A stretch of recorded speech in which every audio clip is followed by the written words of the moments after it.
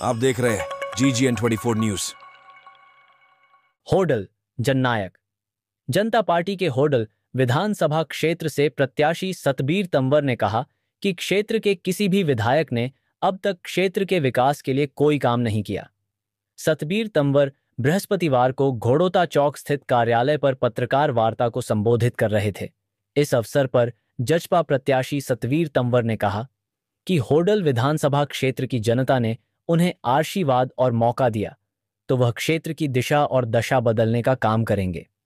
क्षेत्र में लड़कियों के लिए बड़े कॉलेज, बस स्टैंड, बड़ा हॉस्पिटल, अच्छी शिक्षा और आम व्यक्ति को अच्छी स्वास्थ्य सुविधा दिलाने का काम करेंगे।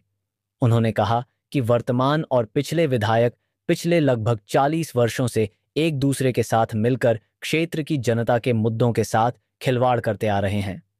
क्षेत्र की जनता अब उक्त दोनों चेहरों को छोड़कर किसी नए चेहरे को देखना चाहती है।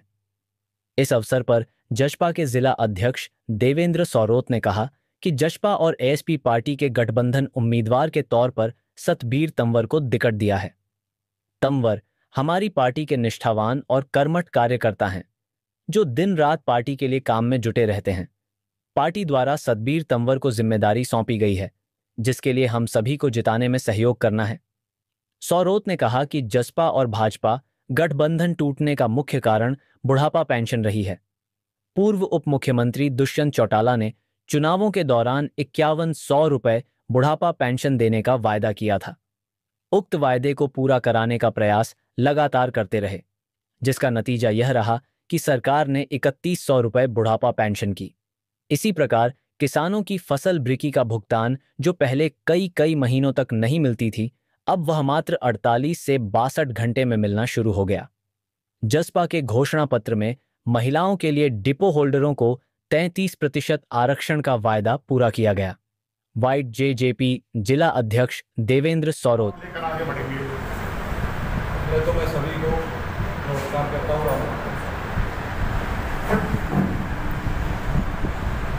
देखो, अब तक जितने भी कार्य असफल हफ्ते पहले विधायकों ने जो भी यहाँ रहे, वर्तमान विधायक हो, पूर्व विधायक हो, ये 35-40 साल से जो व्यवस्था चली आ रही है, एक बार वो बनता था, एक बार वो बनता था, दोनों में से काम कोई करता नहीं था विकास। तो होडल की जनता, रसलपुर की जनता क्षेत्र की काफ़ी दिन से नए चेहरे की डिमांड थी और बदलाव होडल की जनता काफ़ी दिन से लगी रही थी। कोई था नहीं, ऑप्शन नहीं था। तो हमारी जननायक जनता पार्टी और आज़ाद समाज पार्टी का जो गठबंधन था, उस गठबंधन के रूप में जो मुझे टिकट मिला है, उसके बीच में मैं पब्लिक के बीच में जाऊंगा और हल्का की जितनी भी समस्या है, जल भराव की समस्या है, सबसे बड़ी जो मुद्दा है वो है शिक्षा का। गरीब आदमी को अगर शिक्षा सस्ती मिले,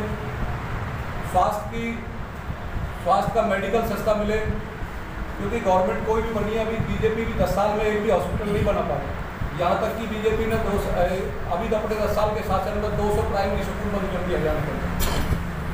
प्रिंसिपल लगने थे 215, उनकी पोस्ट अभी भी खाली है, वो नहीं बनी। तो अब प्राइवेट स्कूल हो या सरकारी हॉस्पिटल हो, प्राइवेट हॉस्पिटल, तो यहाँ पे फीस जो इतनी महंगी है, हर कोई उसमें पढ़ाने का नहीं है। तो हमारा जो बेसिक मुद्दा रहेगा वो सबसे ज़्यादा ये रहेगा कि राज बनेगा, सरकार बनती है हमारी पार्टी की, तो हम शिक्षा, स्वास्थ्य और हर खेत को काम करेंगे। क्योंकि जो सरकार बनेगी वो किसान मजदूर की बनेगी।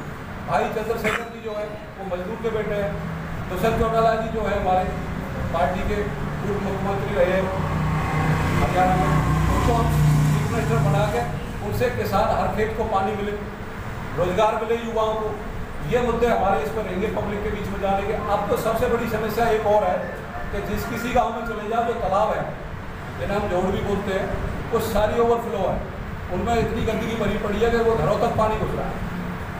तो ये अब तक के वर्तमान विधायक को समझ में नहीं आया कि ये काम करने, जो घरों में पानी जा रहा है उनकी साफ सफाई होनी चाहिए, घर में पैसा दिलवाना था ताकि वो काम सब हो सके। ये हमारे मुद्दे रहेंगे। किसान मजदूर की सरकार बनेगी।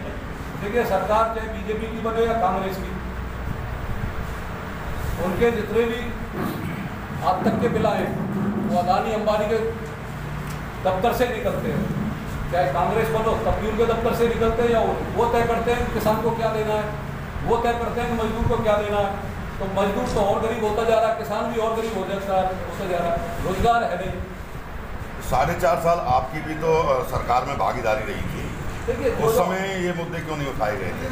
तो जो हमने वादे किए थे वो ज़्यादातर पूरे करें 4.5 साल जितने मुद्दे, जितनी हमारी वो हमें भागीदारी थी, उस भागीदारी को हमने पूरा निभाया। पेंशन देने का मामला था आपका, कितनी पेंशन दिया? देखिए 5100 रुपये पेंशन भी थी। 5100 रुपये पेंशन की पैसा बात कर रहे हैं। 250 के हिसाब से 4 साल में 3000 रुपये वो करने का काम किया, और ये जनता पार्टी की ही एक सूझबूझ थी जो 3000 तक पहुंचा पाई। आप अपने पड़ोसी राज्यों को देखो, चाहे यूपी है चाहे राजस्थान है, वहाँ पे 700, 800, 1000 रुपये तक पेंशन है, क्योंकि वो बीजेपी सरकार है।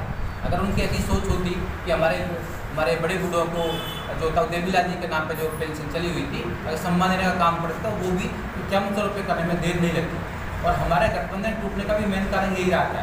हमने ये कहा था कि सीट आप चाहे हमें ना दो, लेकिन हमें मिनिमम जो हमारा एक मुख्य वादा जो हमारे घोषणा पत्र में था कि 5100 रुपये बड़े बूढ़ों को सम्मान निधि के रूप में देने का काम करें, क्योंकि बीजेपी ने उनको भी नकार दिया और उनको भी वो ना देने का काम किया।